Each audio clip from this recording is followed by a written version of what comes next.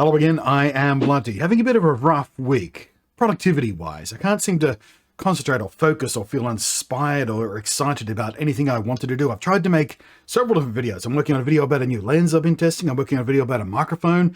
And there's another video I wanted to do, my reactions on the closed beta of the Phantasy Star Online New Genesis gameplay that we did last weekend. And there's another video I tried to write yesterday about mental health, and I was going to use Star Trek as a framing device, as a metaphor. A particular episode of Star Trek Next Generation is a metaphor for a certain mental health condition I wanted to sort of shine some light on, because it's deeply misunderstood by a lot of normal people out there, and I just can't make anything work. So instead, I'm going to make a video about Star Trek again, because I've been thinking a lot about Star Trek, because of the reason I just explained. I was using Star Trek as a metaphorical device yesterday, while trying to write a different video, but I've been thinking about Star Trek a lot ever since then, because my brain gets stuck on things. It just does. But there's one thing in Star Trek, one of the smartest and dumbest things about Star Trek. It might be the smartest or the dumbest smart thing. Yeah, there we go. That's what I call the video. The dumbest smart thing Star Trek has ever done. You won't believe. How do we clickbait that? You won't believe the smartest dumb. I don't know. I'll figure something out.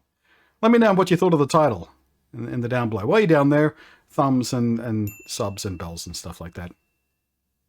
So alongside warp drive, probably the next most iconic technology that Star Trek relies on and has done since the beginning is the transporter. No, this is not going to be a video about whether or not the transporter is a murder machine, which is one of the favorite discussion topics of Star Trek nerds, because, well, it kills you and then recreates you, so of course it's a murder machine. But we're not having that talk. But I want to talk about a different aspect of the functionality of the transporter. One of my favorite hand-wavy things done in sci-fi is something called the Heisenberg compensator. It is a component, an essential component of the Star Trek transporters. They literally can't work without it, because there is a basic concept in quantum physics, and I don't think this was a thing back when the original series was being done. I'll have to check the dates on that. I'll put it here. Original series air date, and when the concept of the Heisenberg uncertainty principle was published. Did that line up? Anyway, Heisenberg, German scientist, pretty cluey. His uncertainty principle says, in quantum physics, you can't measure the position and speed of a particle at the same time with any degree of accuracy. Which means, of course, the Star Trek transporter can't work. So what the transporter has to do to function, as stated, is measure and record every single particle, position, and speed in your body, convert that into energy, transmit it, take that energy and reconvert it back into matter at the other end, recreating the position and speed of every single particle in your body. Now, the Heisenberg uncertainty principle says that can't work. It just can't. Now, somewhere along the line, this was pointed out in the Star Trek fandom. So by the time Star Trek The Next Generation came around, there's one or two examples of on-screen dialogue that kind of mentions the Heisenberg compensator. If you knew enough, if you were nerdy enough to, think about how the transporter works, and nerdy enough to know some basic quantum mechanics theory stuff like the Heisenberg uncertainty principle, we go, oh, that's a clever little line. That's a nice little hand wavy to get rid of that problem about how the transporters are legitimately impossible to work in the way that they're said to work in the show. But that is also my problem with it. It's such a hand wavy thing. It's just like, oh, physics says this can't work. Oh, we have a compensator for that. And at one point, I forget who it was. I think it was one of the art directors. Again, I'll put their name up on the screen. I'm doing this off the top of my head. I haven't researched this at all like I do with some of my videos. I haven't made notes or anything like that. I'm just doing it off the top of my head. So forgive this on the screen stuff all the time. But at one point, someone involved with the production of Star Trek was asked, hey, how does the Heisenberg compensator actually work? And their answer to that was, it works very well, thank you. Which, of course, as a big fan of sardonic humor, I loved. How does it work? Quite well. In nerdier circles, this discussion about the Heisenberg compensator has, of course, been tossed back and forth. How could it possibly work? How do you compensate for the Heisenberg uncertainty principle? And one of my favorite sort of fan solutions for this is, well, they must use tachyons. Because in the theoretical physics of Star Trek, tachyons, a theoretical particle in and of themselves, travel faster than the speed of light, which means, again, in Star Trek, that means they travel backwards in time.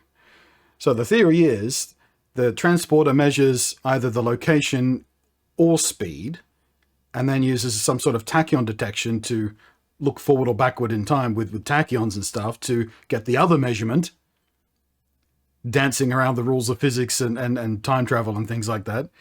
So you get one in the here and now, one using tachyons, which aren't restricted to the normal directional flow of time, and then you get the other measurement, and then it's fine, it works. But yeah, the whole Heisenberg uncertainty principle and the Heisenberg compensator in the transporters is one of my very favorite smart, dumb things ever. It's such a, again, I'm using the term hand-wavy solution. It's like, it just works. It works very well, thank you. Next question. I love it because it is a smart solution, and I love it because it's such a dumb, cheaty, lazy solution as well. I don't have to figure out, try and explain how it works or anything. It's just, it works. It compensates for the Heisenberg thing. That's what it does. How does it do it? Oh, it's good. Well, it does it by compensating for the uncertainty principle. However, I may have to change the title of this video already. The two smartest, dumbest things Star Trek has ever done. The next one is really dumb, and I hate it. And I really, when I say I hate it, I mean every time it's a thing on the show, it takes me out of the show. Like, it breaks my immersion. I'm fine being immersed in all kinds of wacky stuff, and Star Trek has gotten pretty wacky at times. Like, the original series once had a gigantic Abe Lincoln floating in space. And even, the most recent series, Picard, had giant space orchids blowing up spaceships and stuff like that. Star Trek is not hard sci-fi quite a lot of the time. It gets pretty goofy sometimes and gets pretty off the wall sometimes. And, it makes shit up just for the sake of telling a story. And that's fine. That's what Star Trek is and always has been. But then you get to Discovery.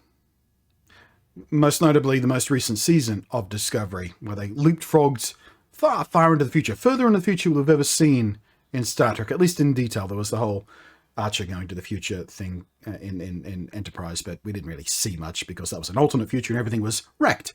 But anyway, Discovery's future, when the Federation's been balked up and everything, and we get to look at some of their technology and how it works now, and things have evolved along reasonably predictable paths. A couple of things I really hated.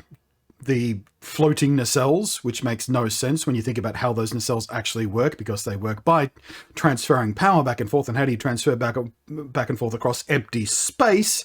It can't possibly be as efficient as just using actual conduits, but that's not what I'm angry at. I'm sticking with the transporter thing. Maybe I'll do another video about the nacelle thing. But with the transporters, I have the transporters built into their badges now, which in theory is fantastic. Personal, portable, site-to-site transporter. It seems like a natural growth of that technology, right? Until you realize that if the transporter tech is in the badge, how can it dematerialize itself, transmit itself in dematerialized form, and rematerialize itself and the person it's carrying and all the energy it's storing in another location? I'm not sure what principle of physics that breaks, but it breaks logic. So maybe their site-to-site badge transporters have logic compensators, or moron writer compensators, or I don't know what their excuse is.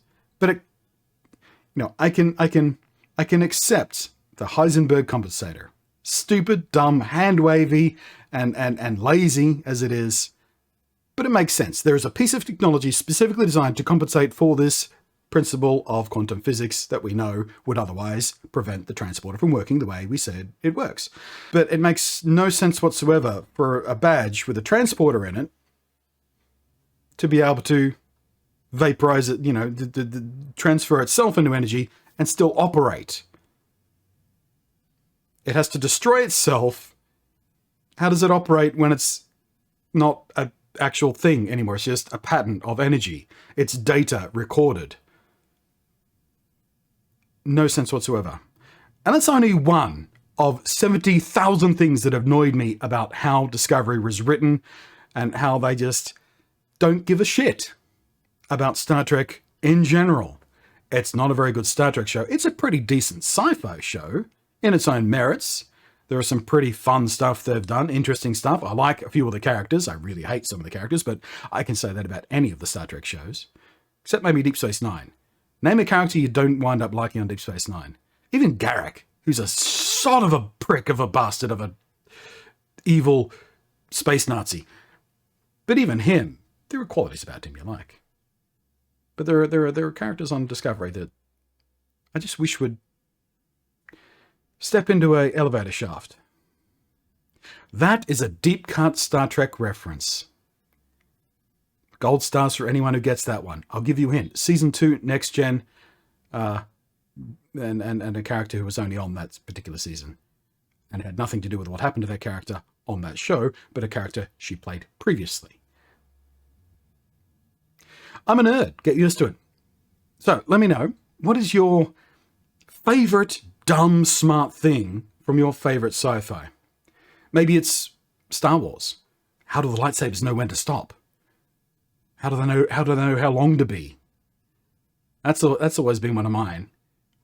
What can you make them longer? Is there a dial?